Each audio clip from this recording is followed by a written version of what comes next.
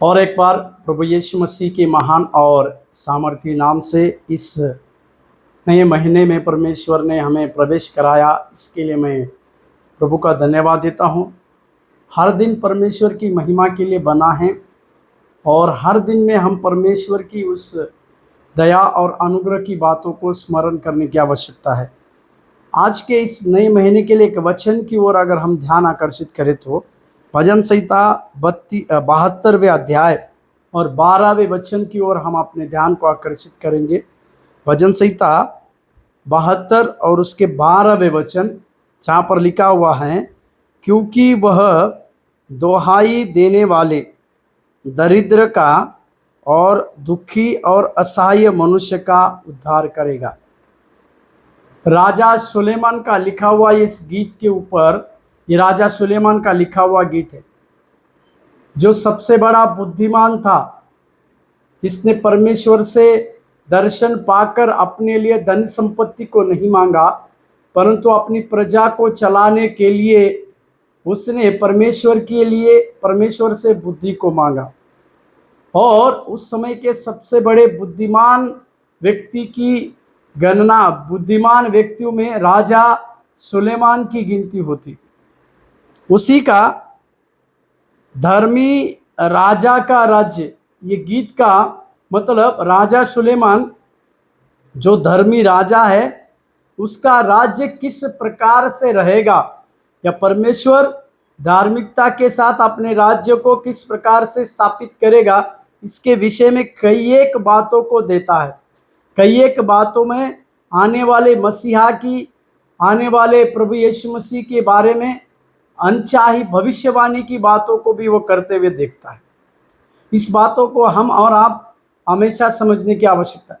परंतु 12वें वचन की ओर अगर हम देखेंगे तो दोहाई देने वाले, इस महीने में परमेश्वर को हम जब कभी भी दोहाई दे, परमेश्वर हमारी उन सारी बातों को सुनने वाला परमेश्वर बन रहा है। हमारी प्रार्थनाओं का जवाब देने वाला वो परमेश्वर बन रहा है। हमारे लिए प्रार्थना के नए नए द्वारों को खोलने वाला परमेश्वर वो बन रहा है। साथ ही साथ वहाँ पर लिखा है, जो कोई दरिद्री का मतलब जो असहाय है, जिसकी आशा सब कुछ खो चुकी है, या कई प्रकार से वो पीड़ित व्यक्ति है, ऐसा भी व्यक्ति इसमें इस नए महीने में जब परमेश्वर को दुहाई दे रहे हैं, तो परमेश्वर आप लोगों की और हमारी प्रार्थना को सुन रहा है। तीसरी बात है, दुखी और असहाय मनुष्य। मेरे प्यारों, परमेश्वर इस महीने में हमारी प्रार्थनाओं को सुनने वाला परमेश्वर बन रहा है। हमारी दरिद्रता की बातों को दूर कर हमें आशीषित और अमीरी की आशीष में लेकर जाने वाला और पैसे की बड़ी ब्लेसिंग को देने वाला परमेश्वर बन रहा है।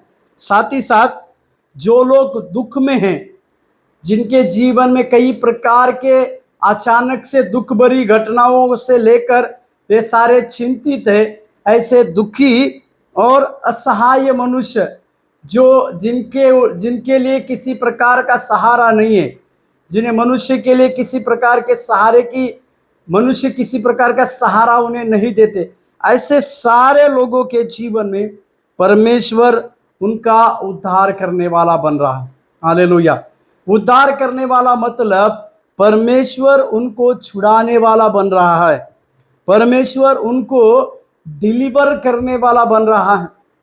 आपके दुखों से, आपके असहाय रहने वाली बातों से, दरिद्रता की बातों से परमेश्वर आपको पूरी रीति से छुड़ाकर आपके जीवन में एक उद्धार की बातों को ला रहा है।